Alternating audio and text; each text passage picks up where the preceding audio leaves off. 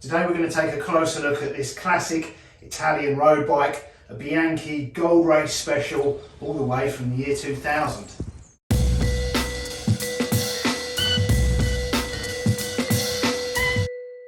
So I've just purchased this Bianchi Gold Race Special road bike from eBay. All I want to do today is briefly explain what I bought this for, and then what we'll do is we'll take a look at the pictures and description from the listing, and then what's actually arrived, a closer look at this actual bike. eBay expectations versus reality. Here in the UK, buying new bikes, bike parts and tools, it's a very competitive market online. Most manufacturers have their own website, and even if they don't sell direct, they will have links to online stores that do. Businesses will have their own websites, and they'll often have stores on other platforms, eBay, Amazon, Wiggle. The list is endless. It's very competitive. When it comes to buying second-hand, used, vintage, retro, just all-round old tat, probably the biggest selection is on eBay. And you've got sellers not just from the UK, but all around the world. So you've got access to a world of second-hand parts. It's not perfect though. I need to start building my own bikes. I want to get classic, retro and vintage bikes and parts, and I'm starting from scratch. I haven't built a bike since I was a teenager, and I haven't been a teenager since the 90s. I can't afford or justify buying all the tools and all the gear new, so some of it I'm going to have to get used from eBay. So I thought it would be cool to share the highs, the lows, the wins and the losses. Hopefully there'll be more wins than losses, and we wouldn't keep going back if there weren't, would we? But today we'll just take a closer look at this, the first Roberts Customs Project bike. So the listing description on eBay said Bianchi Gold Race Special Edition, frame, alloy size 55 centimeters, Shimano Sora 2x9 speed, some cosmetic scratches, full working, thanks for looking. So the description doesn't mention any issues. The bike's described as having some scratches and fully working. The pictures don't highlight any problems. A quick search online, this model was available in the year 2000. So for a steel bike that's over 20 years old, it looks and sounds to be in pretty good condition. Starting price £195 plus £39 postage. I was the one and only bidder, so I paid a total of £234 delivered. So did I get a good deal on this bike, or have I been done? Does the actual bike meet our eBay expectations? Unfortunately with this deal I think I've been absolutely done, and I'll show you why. This arrived, I had it delivered to my business. It's convenient for deliveries, but it means I need to ride it home from work.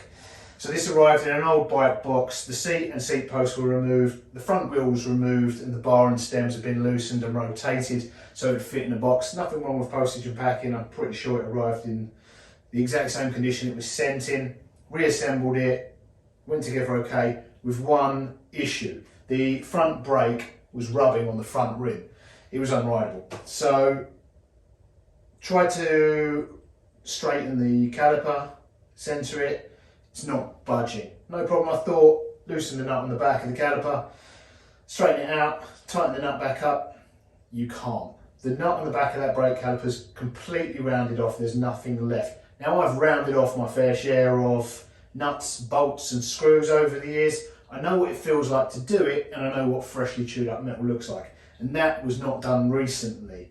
There's a lot of corrosion on the back of those forks, and that nut, I think, was corroded in there a long time ago. It was chewed, the head was chewed off, and it's corroded even more since. Now, could that have been done in transit? It could have been. I don't believe it was, because there's a lot of corrosion on the back of those forks, and that doesn't qualify as some scratches. That amount of corrosion, that should have been pictured, it should have been described. I mean, even if it was described as some rust, it would have been an understatement, but it wasn't. This was described as some scratches and fully working, and it's in worse condition than they made out. And the pictures, I think, if you look at the pictures, they deliberately hide that corrosion. It's ridiculous that someone would would try and hide that, because you send someone the bike, it's the first thing they're going to notice. It's ridiculous that someone would describe something that's fully working and then send it with a seized front brake. But where there's money involved, people do crazy things. I mean, I understand why they've done it, to try and get more money for it. But if I wasn't buying this as a project bike, if I was buying this as a fully working bike, ready to ride out of the box, I'll be sending it back not as described, which means they're not going to make more money. They're going to lose the cost, the postage costs, and the return postage costs. So they in fact lose money. It's ridiculous. So the annoying thing is, it means I've paid too much for the bike. As a project bike, other than the seized front brake, it's perfect for what I want, which I'm looking for a bike to convert from gears into a single speed, a fixie style single speed. So what I want to do is take the thing apart, strip it, clean it, rebuild it without gears and without drop bars, with straight bars or possibly bull horns. So for me, it's fine. But if that had been declared, I might not have bought it. I certainly wouldn't have paid as much as I did. However, for me, the more work, the bigger the project, the more content I can create. So it's not the end of the world.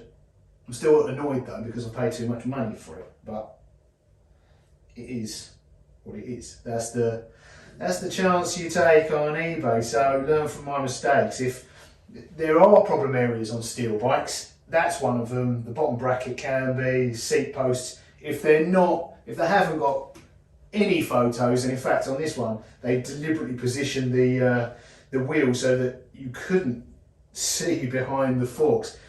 If someone's trying to hide, if someone's using the images in the description to hide things, there's not a lot you can do other than bid accordingly, hope for the best, but plan for the worst, or you'll end up paying too much like I have. The other thing I'd say to watch out for, certainly with bikes of this age, is over 20 years old. It appears in the Bianchi catalogue from the year 2000. Now, in the catalogue you can find it online, and all of the specs are available, and this seems to have most of the components that they were supplied with the exception of the bar tape. That it would have come with the green bar tape. Is it Celeste or Chieste if you're Italian? It would have had green bar tape, this green.